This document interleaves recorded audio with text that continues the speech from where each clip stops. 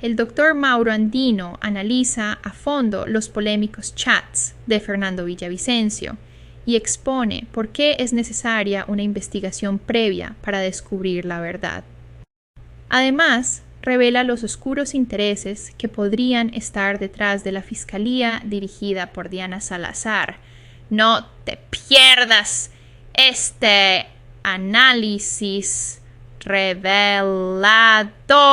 Por cierto, es escandaloso y a uno realmente le decepciona porque significa que la democracia siempre estuvo en riesgo y que nunca estuvo plenamente garantizada por parte de las instituciones del Estado.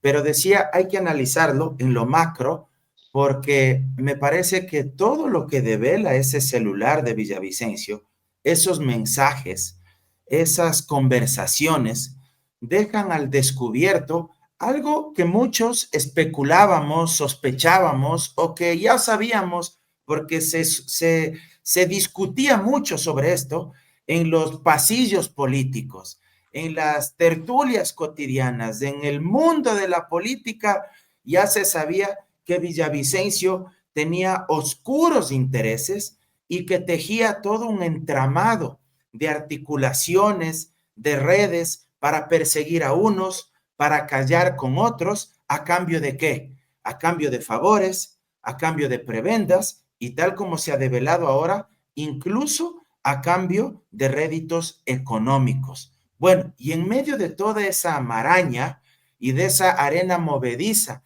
en la cual cada vez que tratan de sacar el cuerpo, sacar las piernas para no embarrarse más, se terminan hundiendo mucho más profundo, todos los actores involucrados, claro, también aparece la fiscal general, una fiscal selectiva y que a confesión de parte de la propia Diana Atamaín, como presidenta del Consejo Nacional Electoral, señaló que la fiscal efectivamente la había escrito en los días previos en que tenía que definirse el paso a la segunda vuelta cuando estaba en disputa el voto a voto entre Yacu Pérez versus Guillermo Lasso. Eso en cualquier democracia medianamente sensata sería pero un escándalo de niveles estratosféricos. Probablemente los involucrados ya habrían incluso renunciado, empezando por la fiscal general, o al menos habrían sido convocados a que rindan una explicación, probablemente en el Parlamento, se habría abierto una investigación, etcétera, cuanto menos. Pero tristemente estamos en Ecuador y vemos que lo que ha salido a la luz no es que ha sido desmentido. La mayoría de los actores lo que han dicho es que se ha violado la intimidad del difunto, no que se ha montado los mensajes o que estos han sido producto de la inteligencia artificial o de algún diseño perverso para tratar de dañar su reputación. No, no han dicho nada de eso. Lo que han señalado es que estos mensajes no debieron divulgarse porque se profanaba la memoria, se violaba el derecho a la intimidad de alguien que ya había muerto, cruentamente, por cierto, y eso hay que dejarlo en claro, nadie desea eso para ningún ser humano, por más barbaridades que haya cometido, nadie, nadie, absolutamente nadie puede validar aquello y eso lo dejo absolutamente claro, pero es evidente que los mensajes fueron reales. Tanto es así, cierro con esto, a título personal, ahí aparecí dos veces en los mensajes de Villavicencio, uno de esos con una foto que nos habían tomado en su momento al ex periodista de La Posta, Jefferson Sanguña, con quien yo tengo una relación cordial, una relación de amistad, si ustedes quieren, pero muy profesional también en distintos campos de la vida, como me llevo con ustedes, una relación muy cordial, muy humana, muy respetuosa. Y estábamos en el juicio político en contra de Guillermo Lasso y alguien nos había tomado una foto, él haciendo su trabajo, yo asesorando a Viviana Veloz. Esa foto luego circuló en redes sociales y trataron de lapidarnos digitalmente. Bueno, no sabíamos quién nos había tomado la foto, ni de dónde nació, aunque sospechábamos. Bueno, da la casualidad que en los mensajes aparece ahí el difunto Villavicencio, tomándonos la foto y enviándole la foto a este señor Najas para que luego pues se encarguen, ¿no? Con toda la artillería y la maquinaria troll de lapidarnos digitalmente. Y otro mensaje que igual ahí me permitió unir cabos, en el que también aparezco ahí, el periodista del Expreso, el señor Roberto Aguilar, le pregunta a Villavicencio si es que es verdad que yo estoy asesorando a la Revolución Ciudadana en la Asamblea Nacional, porque me ha visto en una de las sesiones y que yo estaba detrás del ex asambleísta Ronnie Aliaga y que luego yo me acerco a hablarle al oído a Viviana Veloso. Todo esto en mensajes. Y le pide a Villavicencio que indague, que averigüe en nómina si es que yo estoy enrolado como asesor legislativo. Bueno, luego de eso entendí por qué es que esa foto con la que me daban palo a cada momento en redes sociales diciéndome que soy asesor del ruso, que asesor de Aliaga, que asesor del fulano, sutano mengano, ¿de dónde nació? Pues precisamente de esa sesión, de ese instante, y uno, claro, puede colegir de dónde provenían todas estas cloacas digitales y desde dónde se articulaban todas estas campañas aberrantes que lo que buscaban era lapidar la reputación de muchas personas. Dicho sea de paso, yo nunca trabajé con el señor Aliaga, pero fíjense cómo se encargaban de expandir todos estos relatos. Entonces, lo de Yacu Pérez es un hecho de los tantos que nos faltarían programas para analizar, pero representan la podredumbre más pestilente de la politiquería y de las redes de extorsión y de corrupción que se han ventilado en nuestro país durante los últimos años. Estos chats, algún momento la Asamblea está pidiendo que se transparente vía la asambleísta Sofía Espín, pero ¿en qué argumentos jurídicos deriva el iniciar una acción de este tipo si realmente quien debería de haberlo hecho es la Fiscalía? ¿Qué pasa con eso? ¿Hacia dónde llega con eso, doctor? Richard, en términos prácticos, hoy por hoy, aunque en derecho existan los elementos suficientes como para al menos abrir una investigación previa, al menos, no estoy diciendo ya que se deba sentenciar porque habría que seguir el debido proceso, habría que llegar a una audiencia de juicio, etcétera, pero al menos todo lo que hemos evidenciado creo que debería servir para que se abra una investigación previa. Pero al día de hoy eso no va a suceder, sabemos en manos de quién está la Fiscalía, pero el próximo año, más temprano que tarde, se tendrá que desarrollar ese concurso para elegir nuevo fiscal general y hay varios delitos que no prescribirán hasta cuando la fiscal Diana Salazar deje el poder de la institución probablemente más influyente y más poderosa del Estado, porque creo que durante los últimos años ha quedado claro que ser fiscal general del Estado resultó ser más importante, más influyente que el propio cargo de presidente de la República, pues por la simple y sencilla razón de que está en juego la libertad de las personas, probablemente junto al derecho a la vida, los derechos más sublimes que todos deberíamos respetar, valorar y garantizar, pues y que el Estado debería proteger por excelencia.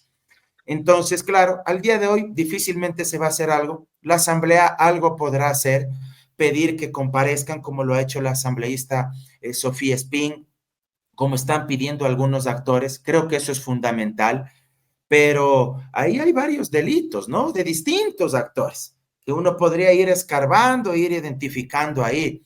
Uno, si es que escarba bastante, uno hasta podría decir que pudo haber existido y habría que investigar probablemente fraude electoral. Habría que investigar. No estoy afirmando ya, no estoy diciendo que haya existido, pero habría que investigar. Tráfico de influencias, más que seguro que hubo tráfico de influencias, porque si usted le llama a alguien a amenazar de que si es que no permite que se haga el reconteo o por el contrario, que no se haga ningún reconteo, cualquiera de las dos posiciones que haya sido, indudablemente usted está influyendo para favorecer a un tercero, pues, en un evento, en una competencia electoral donde nada tenía que hacer el sector justicia, sino que esto era tarea exclusiva de la función electoral y específicamente del Consejo Nacional Electoral. ahí ustedes tienen una serie de delitos en contra de la intimidad, del buen nombre, del honor de las personas. Ahí hay delitos que bordean y que materializan en la práctica lo que es el acoso, el acoso digital, el hostigamiento a distintas personas, amenazas incluso a través de todas estas jaurías de trolls. Y por supuesto, también ahí hay otros delitos que deberían investigarse: lavado de activos, enriquecimiento ilícito para las personas cercanas al difunto. Porque vea, el que nada debe, nada teme, pues. ¿Sabe qué habría hecho yo de familiar del difunto? Yo habría dicho, aquí están mis cuentas, tanto dentro del país como fuera del país. Y en honor a la verdad y por la memoria de nuestro familiar o como haya sido, ¿sí? Aquí están para que se abran y para que se verifique. Y aquí está una declaración juramentada de cuánto estamos señalando tener al día de hoy como patrimonio, tanto en efectivo como en bienes, muebles, bienes inmuebles, etcétera, ¿sí? Y en el extranjero igual, pediría una certificación a países como Estados Unidos, como Panamá, otros países que son como considerados paraísos fiscales, y mostraría pues a la opinión pública. ¿No les parece que eso sería lo más lógico? Digo, si es que están lapidando el apellido de mi padre, de mi madre, con semejantes acusaciones, y es falso eso del enriquecimiento ilícito, de lo que se recibía, ¿no creen que lo más fácil, lo más honroso, sería salir y mostrar precisamente las cuentas y decir, aquí está, el que nada debe, nada teme? Eso es una infamia, pero hemos visto que nada de eso se ha hecho, y sería bueno saber de dónde vive esa gente y de dónde ha vivido los últimos años, porque hasta donde sé tampoco es pues que han sido profesionales brillantes, ni reconocidos, ni reconocidas. O sea, creo que hay mucha tela por cortar y algún rato se tendrá que saber toda la verdad. Wow. Ahí sí estoy ya todavía más preocupado porque me tiró una comidita a la boca. ¿Qué pasa con ese tema de Villavicencio? ¿Hasta dónde también, aparte de transparentar en la asamblea, hasta dónde la familia es cómplice? Porque se convierten en cómplices, pues doctor, al momento en que la hija dijo que primero había votado, y eso es público, está en las redes, no es que me lo estoy inventando, había votado el celular al Tomebamba. Luego dijeron que lo habían entregado al FBI. El FBI nunca se ha pronunciado hasta ahora sobre ese teléfono. No hay un documento público que diga al FBI, yo tengo ese documento, nosotros como entidad hemos entregado a la señora fiscal un duplicado, bla, bla, bla. Nada de eso existe. Y por otro lado, lo que el señor Zurita dijo, ese teléfono es intocable. No se lo puede tocar porque vulneraría los derechos de Fernando. Bueno, entonces también habría que pedirle que el teléfono de Norero también vulnera los derechos de Norero y de sus empresas y de sus familiares. La pregunta del millón es, ¿se involucran con esto? Si hubiera una justicia que no tuviera la venda tan puesta, porque es que es tan ciega esta justicia que no alcanza a ver ni qué es lo que se viene. Algunas consideraciones, Richard y Luchito. Primero, podríamos estar hablando de un fraude procesal cuando determinados actores que eran parte precisamente de la investigación del proceso penal que se sigue para identificar a los responsables del asesinato de Fernando Villavicencio, dijeron que el celular se había perdido, que lo habían botado por el río Tomebamba, que no hacía falta investigar. Habría que revisar qué dijeron en sus versiones, luego ya pues indagar, revisar al dedillo en el expediente para saber si es que existen contradicciones o no y si es que se puede ir identificando una serie de ocultamientos intencionales para distorsionar las verdades y las etapas procesales para conducir a otro tipo de resultados. Entonces, podríamos hablar ahí de pronto de un fraude procesal, es algo que está ahí latente. Creo que además estamos enfrente de otros posibles delitos. ¿Cómo es posible, por ejemplo, de lo que se ha especulado y de lo que se ha dicho, que el celular que debió haberse colocado en manos de la policía y de la fiscalía y respetarse la cadena de custodia, ¿cómo es posible que ese celular haya sido objeto de extracción de la información? Extracción de la información, y que luego de eso, lo que habría hecho presuntamente Cristian Zurita, y que luego de eso se haya enviado el celular a Estados Unidos. Luego, en lo ético, en lo moral, en lo político, otras cuestiones que son fundamentales. ¿Por qué Zurita decía que el celular era intocable? Bueno, creo que ahora sí podemos sospechar por qué era intocable el teléfono celular, porque había semejante información, artículos periodísticos, entre comillas, investigaciones a la carta, teledirigidas. Y algo importantísimo, si es que efectivamente existieron transacciones ilícitas, si es que existieron recursos que fueron resultado de actividades reñidas con la ley, y esos recursos fueron utilizados para comprar bienes, para hacer transferencias, para poner a nombre de terceros, de familiares, propiedades, bien podrían los familiares también estar incursos en una serie de delitos, de actividades ilícitas. Eso es indiscutible. Lo más fácil, lavado de activos, enriquecimiento ilícito. Enriquecimiento ilícito. Simplemente que se haga una investigación transparente para cotejar ingresos percibidos durante los últimos años por los familiares más cercanos versus propiedades, cuentas de ahorro, cuentas corrientes, tarjetas de crédito, chequeras que puedan tener tanto en el país como en el extranjero. Y en función de eso, empezar a cruzar datos. Si las cifras cuadran y tienen coherencia, pues evidentemente, en función de los ingresos, tendrán sus propiedades, sus cuentas bancarias.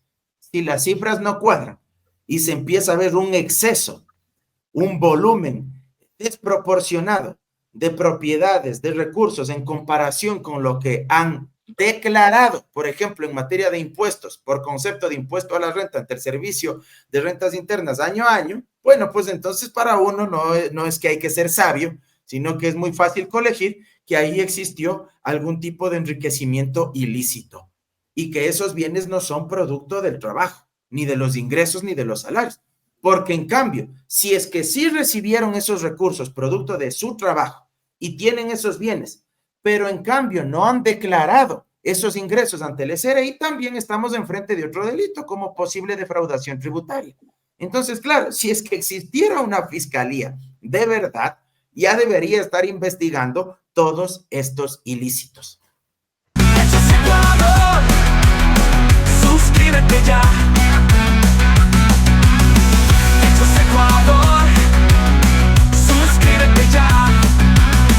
Hechos Ecuador, la verdad está ahí. No te pierdas nada, cada día algo nuevo.